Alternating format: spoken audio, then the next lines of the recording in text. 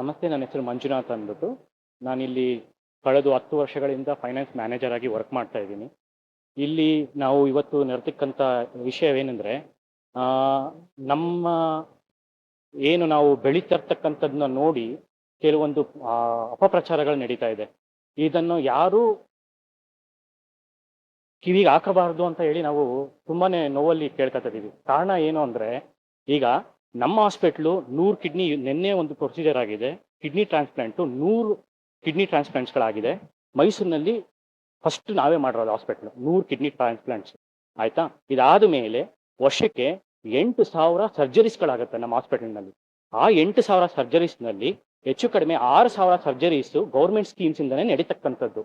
Government schemes ಅಂದರೆ ಈ ಬಡಬಗ್ಗರುಗಳಿಗೆ ಸಹಾಯ ಆಗಲಿ ಅಂತೇಳಿ ನಮ್ಮ VSS ಮತ್ತು ನಾವು ಸಿಗ್ಮಾ ಫೌಂಡೇಶನ್ನು, ಸಿಗ್ಮಾ ಹಾಸ್ಪಿಟ್ಲು ಜಂಟಿಯಾಗಿ ಸೇರಿ ಮಾಡ್ತಕ್ಕಂಥ ಈ ಕಾರ್ಯಕ್ಕೆ ಕಿಡಿಗೇಡಿಗಳಾದಂಥವರು ಬೇಕಾಗಿರೋದು ಬೇಡದೇ ಇರೋದು ಎಲ್ಲದನ್ನೂ ಹೇಳಿ ಸುಮ್ಮನೆ ಅವ್ರ ಹತ್ರ ಯಾವ ಥರ ಡಾಕ್ಯುಮೆಂಟೇಶನ್ನೂ ಇಲ್ಲ, ಏನು ಪಬ್ಲಿಕ್ಗೆ ದಿಕ್ತಪ್ಸ ದಾರಿನ ತೋರಿಸ್ತಾ ಇದ್ದಾರೆ.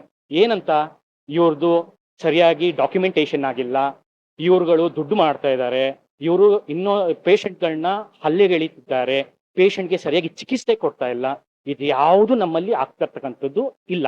ಯಾಕೆ ಹೇಳ್ತಾ ಇದ್ದೀನಿ ಅಂದ್ರೆ, ನಾ ಹೇಳಿದ್ನಲ್ಲ ನಿಮ್ಗೆ, ಈಗಾಗಲೇ 100 ಟ್ರಾನ್ಸ್ಪ್ಲಾಂಟ್ ಆಗಿದೆ, 8,000 ಸರ್ಜರೀಸು ಒಂದು ವರ್ಷಕ್ಕೆ ಆಗುತ್ತೆ ಅಂದ್ರೆ ಸುಮ್ಮನೆ ಪೇಷಂಟ್ಗಳು ಬರೋದಿಲ್ಲ. ಬಾಯಿಂದ ಬಾಯಿಗೆ ಹೋಗ್ತಾನೆ ಇರ್ತದೆ ಹಾಸ್ಪಿಟಲ್ ಸರಿ ಇಲ್ಲ ಅಂದಾಗ. ಬಟ್ ನಮ್ಮ ಹಾಸ್ಪಿಟ್ಲು ತುಂಬಾ ಚೆನ್ನಾಗಿ ಕಾರ್ಯನಿರ್ವಹಿಸ್ತಾ ಇದೆ. ಆಮೇಲೆ ನಮ್ಮಲ್ಲಿ ಇರ್ತಕ್ಕಂಥ ಡಾಕ್ಟರ್ಗಳು ಎಲ್ಲ ಸೀನಿಯರ್ ಮೋಸ್ಟ್ ಡಾಕ್ಟರ್ಗಳು. 100 ಟ್ರಾನ್ಸ್ಪ್ಲಾಂಟ್ ಮಾಡಬೇಕು ಅಂದರೆ ಹೊರಗಡೆ ಹೆಚ್ಚು ಕಡಿಮೆ 10 ರಿಂದ 12 ವರ್ಷಗಳು ತಗೋತಾರೆ. ನಮ್ಮ ಹಾಸ್ಪಿಟಲ್ನಲ್ಲಿ ಕೇವಲ 4 ವರ್ಷಗಳಲ್ಲಿ 100 ಟ್ರಾನ್ಸ್ಪ್ಲಾಂಟ್ನ ನಾವು ಕಂಪ್ಲೀಟ್ ಮಾಡಿದ್ದೀವಿ. ಸೊ ಇದು ನಮಗೆ ಒಂದು ಹೆಮ್ಮೆಯ ಇದು.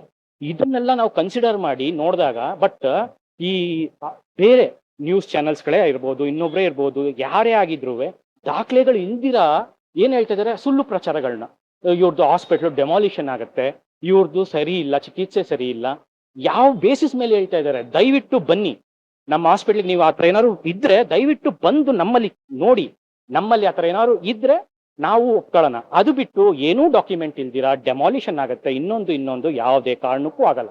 ಇನ್ನೊಂದು ಹೇಳಕ್ಕೆ ಬಯಸೋದು ಏನು ಅಂದ್ರೆ, ನಾವಿಲ್ಲಿ 250 ಸ್ಟಾಫ್, 250 ಇಂದ 300 ಸ್ಟಾಫ್ ಫೌಂಡೇಶನ್ ಇಂದ ಸೇರಿ, ಹಾಸ್ಪಿಟ್ಲು ಫೌಂಡೇಶನ್ ಎಲ್ಲ ಸೇರಿ 300 ಸ್ಟಾಫ್ಗಳಿದೀವಿ.